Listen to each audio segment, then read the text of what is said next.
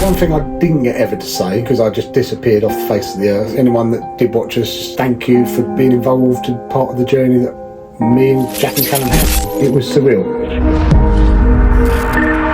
So why did you quit YouTube? It was a funny one because it wasn't actually me that started it, it was Callum. To begin with, I didn't spend much time on it at all. I did not like editing. No, it didn't come naturally to me. Over 20 hours to edit one video. I can let it out now. He secretly told me, he said, we're going to be there, Pat, Kev, Claire, don't let anyone else know because I can get in trouble for letting you know. The first time I actually met Kev was at Arrma. You know you said I can borrow your tyres, so we got Hardcore Dave over there. We had a good time, yeah, we could laugh. But we can come on to that later.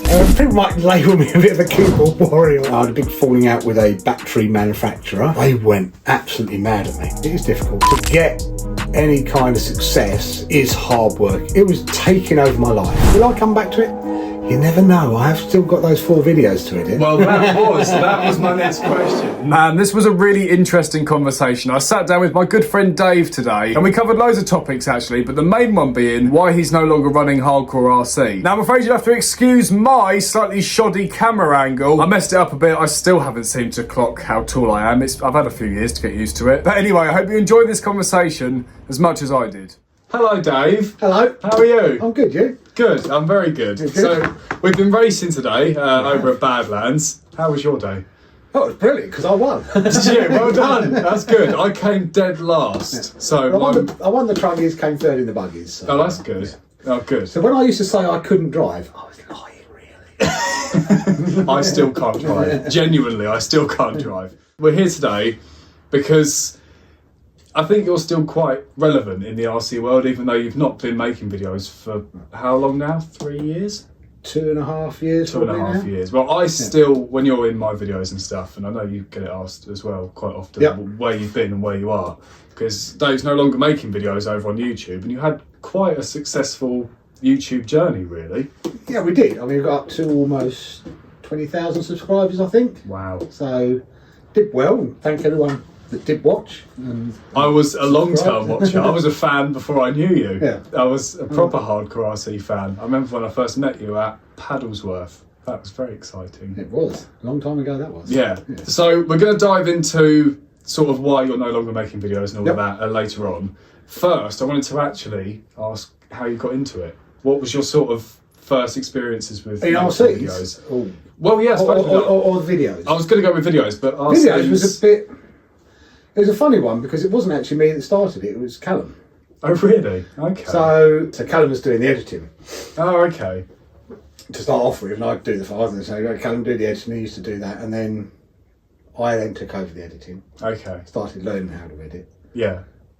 You wouldn't know that though from watching the videos because they were high quality. Well, I wouldn't say I didn't know. It evolved, so to begin with, no, I didn't spend much time on it at all. And I really struggled with music. Editing wasn't an easy thing to do for me. It didn't come naturally. It's not easy, but it's quite enjoyable. I find it's quite enjoyable because you're very much really did you? At the beginning, it wasn't too bad because I didn't really. It was what my ability was.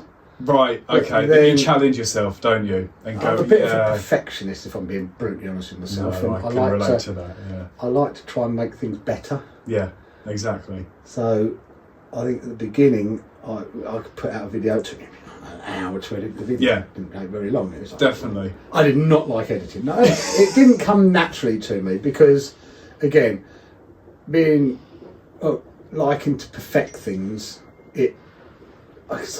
sometimes I'd watch the video 30, 40, 50 times. And every time I watch it, I don't like that bit there, and I'll just take, half a second out. Yeah, literally. And I know. And at the end, it was taking me over 20 hours to edit one video. Do you know what? I don't even count the hours. I couldn't tell you how long it takes me. Probably about that. At the beginning, I could put out 2 to 3 videos a week. Now, when our channel really started growing was when we got the Outcast 8S. Yeah, I think that's when I first started watching your channel actually. Because we were and the Techno, the ET48. Techno ET48. Yeah. But because, funny enough, Arrma or Horizon, whoever owned it, was Horizon, they released the Outcast 8S in the UK first. Yeah. So Callum was off with me for half term. We went up to the local model shop, TJD Models, and they had one. I went, oh, that's nice. I think the entire Arrma fanboy world. I was the same. Yeah. I loved mine. Oh, that's really nice. So I bought it, came home, and we banged out first video, and the first video it went. Yeah. Comparative to our size at the time. So it's like, right, I've got to do another one, I think we put out 5 or 6 videos, like within 2 or 3 days of each other. Okay. And that was when it was new, wasn't it? Nobody else had done a video on it. Right, okay. So that's the trick, isn't it? Yeah. If you can get in there. That's when our channel started growing, got us to 1,000 subscribers, so we could become monetized and things like that. Mm-hmm. But the weird thing is, it was like, at the beginning, it was more to catalogue as well the time I was spending with the boys. Keeping a bit of a sort of archive of videos of it, memories. It was never to do well. Okay. It was more to do it, one, because I was furloughed, so something to do, because otherwise I would have gone stir crazy. But the other thing was like, I'm going out, spending time with the boys. They like doing it, I like doing it. So and you've got all those memories stored of it. That's really lovely. Stored for, not only for free, but we actually have money from it as well. Yeah, so, that's the bonus, I suppose, isn't it? That's a bit of a byproduct of it, I suppose. And now instead of paying to store those videos somewhere, it's like we still earn a little bit of money every month now. That's genius. There's something really beautiful in that as well, that you wanted to do it as a sort of memory thing. That's lovely. So what are some of your favourite memories from doing videos? Like favourite videos to shoot and sort of people you've met through it and all that sort of thing? Oh, the people, I wouldn't be here now if it wasn't for the YouTube channel. Not racing, I suppose, no. Probably not, no. Because originally, at the beginning, it was just us going out. We used to go down to Grovewood, boot full of cars, and we'd break every single one of them. And I was driving, all 3 of us were driving at the time, jumping and this and that. We'd basically go with a boot full of cars, and we'd come back with a boot full of broken cars. I was in contact with Martin Crease. Yeah. And I can let it out now. He secretly told me, he said, come down to Paddlesworth on this weekend. We're going to be there. I think Pat, Kev, Claire, a few other people were going to be there. He said, but don't let anyone else know because I can get in trouble for letting you know. So I had that as well later on with Arc. The problem is, because popularity with the people that we were going out with, it would have become overbearing, too many people there. Bad. Especially with Kev and Claire and everybody. It was a lot of people would have been turning up. Do you not think that's all part of it though? It is to a degree, but if you get too many people turn up, then it can ruin the location. So, not for Paddlesworth. That must not have for been not for Paddlesworth. But if when we were going to Sandy, when we were going to different skate parks and things like that, right? It was like you had to be careful because you didn't want to. If they knew people were going, and it's not. It didn't bother me so much. It was other people it might have bothered a bit, but and I can understand why, because they had places ruined before by too many people turning up, and then you get people complaining about it, etc., etc. So other people. Oh wow! So, I never really realised it would be that bad. I always thought that was a bit sort of. I don't mean it in a horrible way, but a bit exclusive of like excluding out the fans a little bit. I'd enjoy that. Yeah, but my favourite thing is going to events and meeting people. I love that. I do as well, but it can become overbearing for some people. So if you do a live stream and something, all of a sudden you get 50 people turn up because you start doing a live stream, it becomes a bit. I quite like it. Is that bad? I don't know if that's bad. No, it's not. But I think it's. I said it never bothered me, and I remember the first time anyone recognised me when I was out, and it was like. I was a little bit embarrassed actually. It was funny. I was out filming. Honestly, I think I was probably overconfident when I did it. Explain your story, then I'll explain mine. I was out filming the Creighton EXB in a park. Yeah. And I could see 3 kids sitting down watching me over there. Okay, I'll make sure I don't hit them and everything.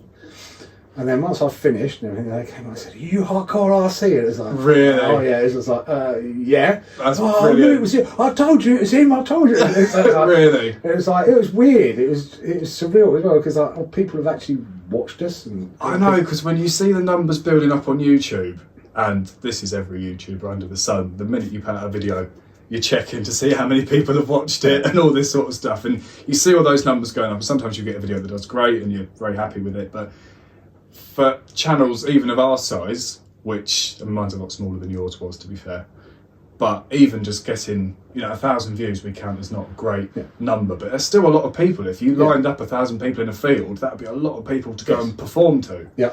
And people forget that. And it's when you actually see the physical fans in real life, you realise that there's people out there watching it. It's not just that number ticking up, and that's weird. But I had it about a month ago. I was down at the beach with some friends and went off. A few people wanted coffees and stuff, so I went, okay, cool, you want this, that. Popped up to the local coffee van, and I was like, "Hi, I can have this and that, have these drinks and stuff, flat white, or whatever it was my mum wanted, can't remember." And he made all the drinks, went, "Yeah, sure," handed them to me. Tobysrcs, I love your videos, brilliant, here you go, here you go. I was like, how'd you know? I had no merch on, and I was delighted. I think I probably almost freaked him out a bit, because I was like, thank you so much, you recognised me, I loved it. I've always really loved that side of it, and that's happened at events and stuff before as well. I really enjoy it. Yeah, when it first happened, I was a bit embarrassed, but then you get used to it. I had all my mates behind me. I was a bit like... I wouldn't be doing a lot of what I do now. Whilst I'm not doing the videos, I'm still obviously doing RCs, still driving cars, having a lot of fun doing it. But I wouldn't know the people that I know now if I hadn't done the YouTube channel, I don't think. Probably same actually for a lot of people I know, yeah. Probably wouldn't know you, to be fair. Oh, how scary. I know. That's quite sad. It is very sad. Thank God for YouTube. What was it like meeting some of those people you'd mentioned then, those bigger names in RC? Because people like Kevin and Claire and that sort of entourage of people, that was big. Yeah, they were that more was established huge. than we were at the time. Yeah. Even back then, what was this, 3 years ago? They were big channels that Kevin's doing. Yeah, I mean, there were certain channels out there that I thought, well, I'd like to be as big as them at the time. And it was, Claire's, Bournemouth RC, there was Paul Fulton, there's a couple of others, I'm trying to remember their names now. My memory's not as good as it used to be because I'm getting old. You're in fine figure. And it's like, I've caught them up, it's, we've caught them up, we've caught them up. And it's just like... It's a bit of a game, isn't it? Yeah, it becomes very addictive. Very addictive. In a good way, though, mostly. Yes and no. But we can come on to that later. We'll come to that later. We'll come to that later, so stay tuned. Proper YouTuber then. Surreal as much. I remember the first time I actually met Kev was at Arrma. Oh, okay. Not Paddlesworth. Not Paddlesworth. He didn't come that time. I think that's around the time that Kev and Pat had fallen out. Oh God, yeah. So that was a going back a few whirlwind. years now, yeah. I never actually met any of them there. They were always meant to turn up, but he'd be off building his monster truck or something instead. So yeah, it's a bit surreal, but at the same time, I got to know Kev, got to know Claire, became part of their inner sanctum, if you want to call it an inner sanctum and everything. And we used to arrange to go out every Sunday, and the boys loved it, like going out. We had a good time, we had good laughs. We went all over the place. I mean, sometimes it would take me 3 hours to drive to the location, 3 hours back, and we'd only actually be out driving the cars for 3 hours. So there was a lot of driving involved. Worth it though? Yes. That's it good. wasn't just the RC side of it, it was also the social side of it. So I think the biggest question that people have got is, why did you stop doing it? Because you're saying you enjoyed it and it's, it was a good time of your life. Why did the videos It was stop? a combination of things, if I'm being brutally honest with you. One, I lost my job. So Really? Yeah. Oh wow, I didn't know that. So I lost my job April, what are we now, 2025? April 2022. I lost my job. And so I had to find another job pretty quickly, which I did, thankfully.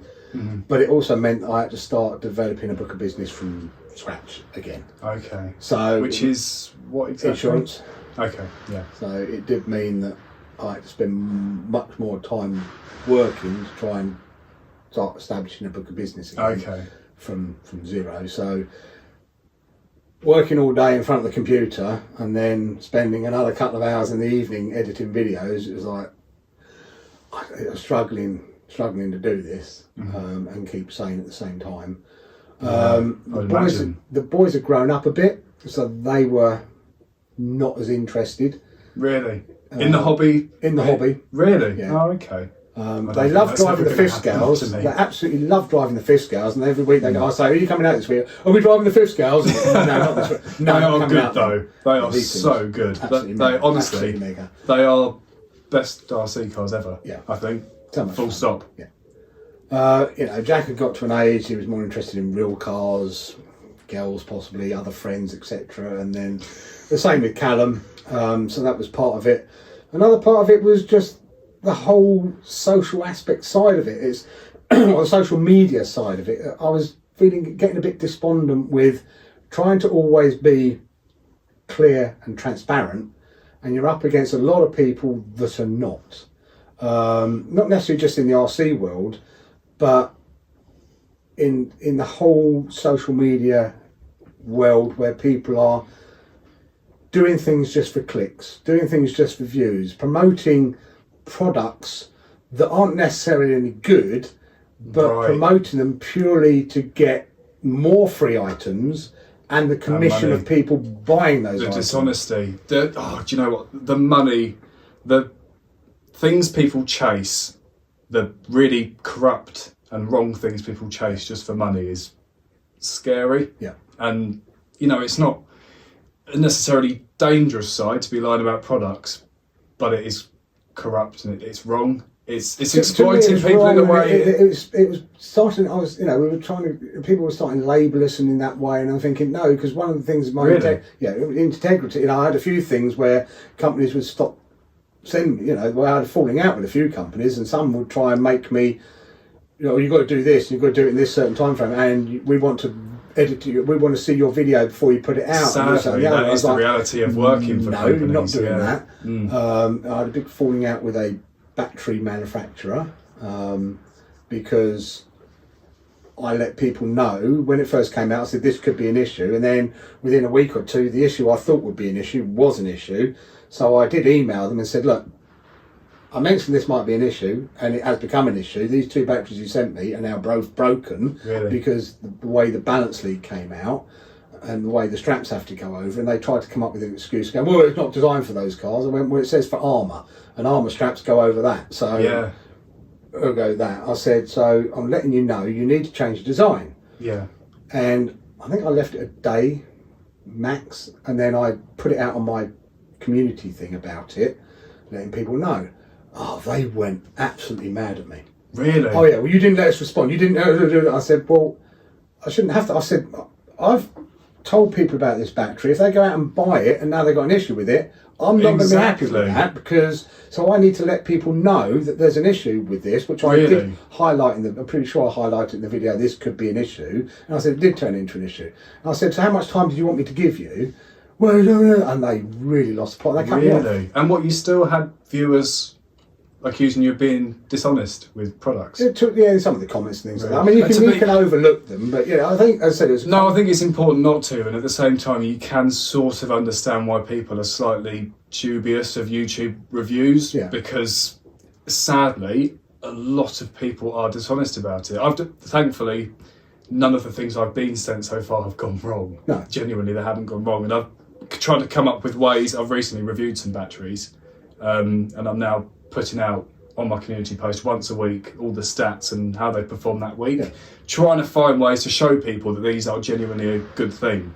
And that's just what you've got to try and do, is build that honesty. And it's also this, the simplest thing of when you're doing a video, when you're uploading it, there's a little box that says click here if it's for paid promotions. Yeah, of course. And that isn't just if you've been paid to put an advert.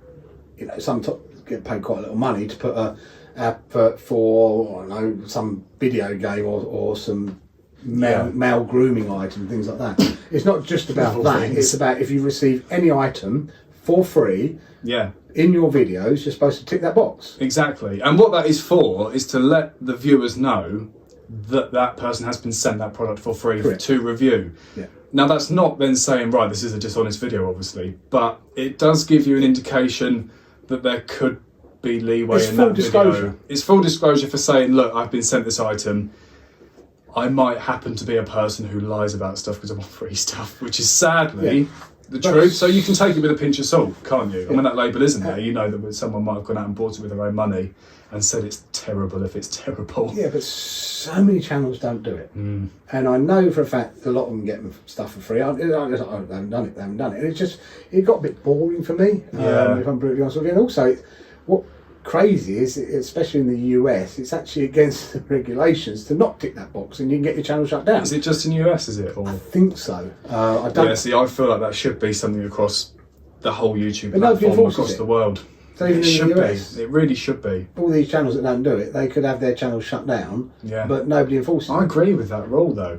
That's, you know, seems like a basic rule. If you're not disclosing what you're doing, you have to disclose AI, which I do agree with, because AI is becoming a dangerous thing. Yep. But, you know, it's something that should definitely be done, I think. And you know, I have become a bit of people might label me a bit of a keyboard warrior on Facebook. Do you know, when people say that to me, because I'll be honest, people have said to me in the past, you know, your mate Dave's a bit, you know, but, you know, what I do say is that my respect for you lies with that, is where you don't say anything online that you wouldn't say in person. Correct. And you're not aggressive. No. You just state the truth, and often people don't like that.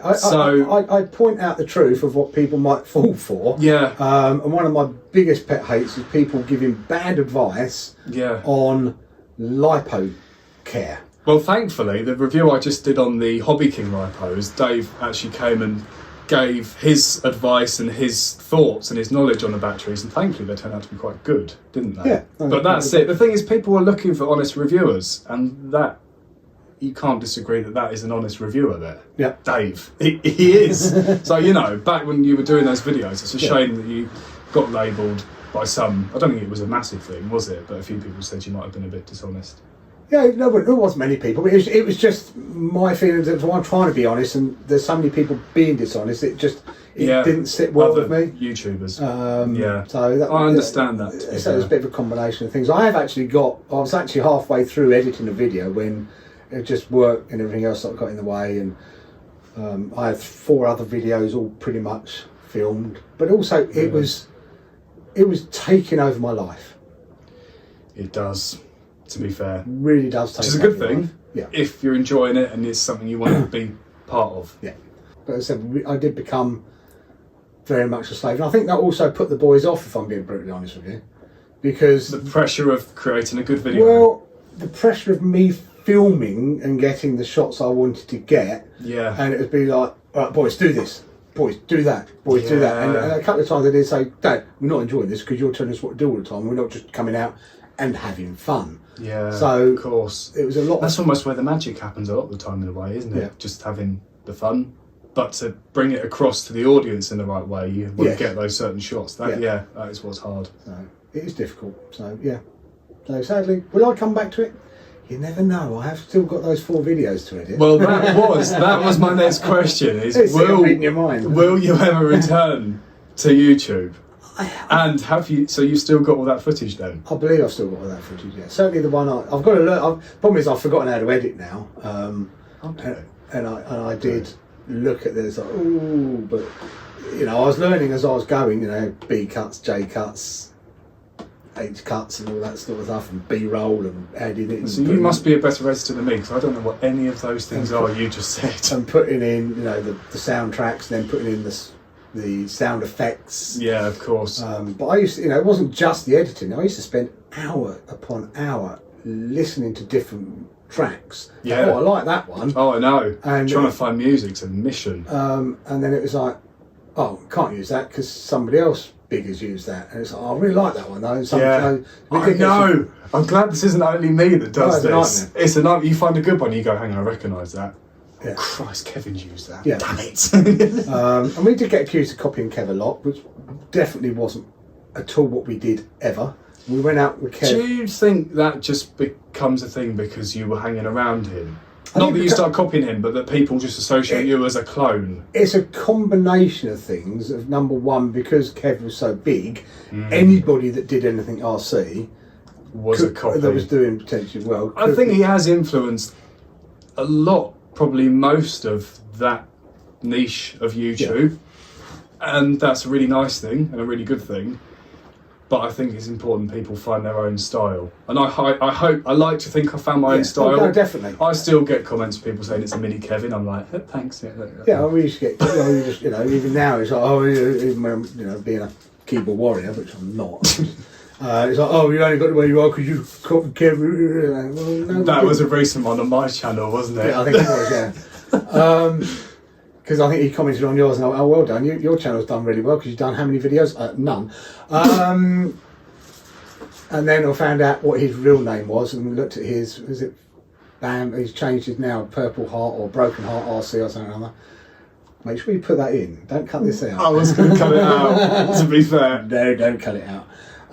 To be fair, the guy did leave a very nice comment on, I believe it was the 5th scale video, saying he really enjoyed it. Oh, so, that's good then. you know, he's not a horrible person. He's not a horrible person. He's not. Say that then. But link in the description.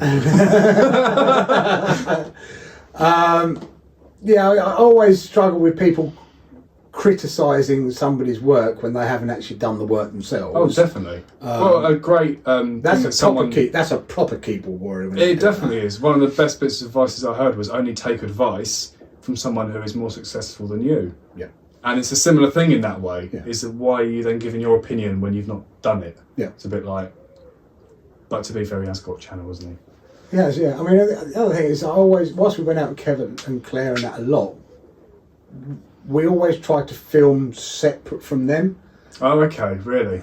So they'd be off doing their thing, we'd be off doing our thing. Now it's true actually, because your videos were never about being in Kevin's face a lot. No, he was never in there without context. Yeah. It wasn't like there's Kevin Talbot. It wasn't like that thing, and I think that's what's important.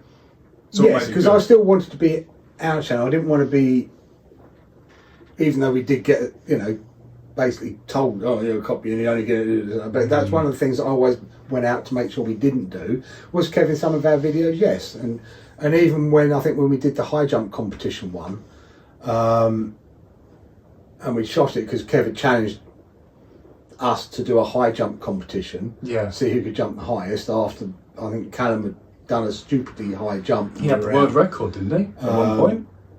And Martin had gone out, so it was like, oh my god, that's so high. And Martin was like, oh, we need to put the Sky RC thing on and see how high it's jumped. Yeah. And I think Kev was there then, and Kev was like, oh my god, because this crate, it just went. That is on camera. It was that jump, wasn't it? That was in your video and his video. That was like big. I think 60 foot is the height we hit. I started putting in the was it Game Over, which came from GTA. I think it was Game Over. Or oh yeah, when he does the black and white thing. Yeah, he goes, and it's like, but just like that. I didn't see that on Kev's videos. Really? I was actually watching something else, and I saw it in another video. I went, I love that. So really? So then I went to find the green screen of it, which you can find a lot of things on YouTube, and then I put it in there. And it was literally about a week or two later, I watched one of Kevin's videos, and it was in, I went, oh no. I'm amazed you didn't know that. Really, I think it was at the time he'd either just started doing it, or he hadn't done it very often. Really? Yeah. Oh, okay. That's unfortunate. Yeah. Because that's sort of one of his things. Well, I think that's why his now monster truck team is called Game Over, came from that. I think. Yeah, possibly. I think it was Game Over that we used. It was whatever it is. It's from GTA when it's like, you know. I think it is the Game Over one. Yeah. But yeah, I mean, we got accused immediately. Go, oh, you just copy. So it's like, I immediately stopped using that. I'd think so. Sorry. And I can honestly say, I didn't do that. I saw it on another video, a totally different genre, and I forget what it was now, and I'm not making it up. But as soon as I saw that and I saw Kev, it's like, oh, bosh, I stopped doing it then. But to get any kind of success is hard work in it. I think with RC YouTube in particular, and it's I wish a small you niche. all the best. I hope you do well. You deserve to do well because your videos are good. You put a lot of effort into them. You can tell you put a lot of effort into them. The editing is brilliant. Yeah. Thank you. I'm not just saying that because he's interviewing me, but they are good. So you should check his channel. You know, you should view more of his videos because I think you just need YouTube to recognise you, and that's the biggest challenge. Yeah, YouTube. Sort it out. If YouTube can push a couple of your videos, I think you'll do well. And it's fighting, I hope so, because fighting the algorithm is the biggest challenge. Yeah, of course. So what are you up to now then? Now YouTube's done, you sort of settled in your new job. Settled in a new job that's doing very well at the moment. And YouTube's sort of not happening. I still check messages and I still see how much, how many views we're getting, and if we're making any money. Still, we're making a little bit of money still, even 2.5 years on. Wow. I don't watch as much YouTube. I used to watch a lot of YouTube. Okay. Probably do more of it than watch it, to be fair. Yeah, no, I used to watch a lot. Okay. A hell of a lot. And especially a lot of RC channels, you know, it's like, RC Dude, Rich Stupid Bash, Aussie RC Playground, the RC Sailors. Oh yeah, the reviewers. No comment. I didn't see that coming. I liked them when I first watched them, and then sort of the things you learn, and there's like, they're one of the channels that will just say everything's good because they get stuff for free. One thing I didn't get ever to say, because I just disappeared off the face of the earth, not deliberately or anything, I would just like to say, if anyone that did watch us, has watched us, still watches us, just thank you for doing that and being involved in part of the journey that me and Jack and Callum had, because it was, it was surreal. So thank you all as well.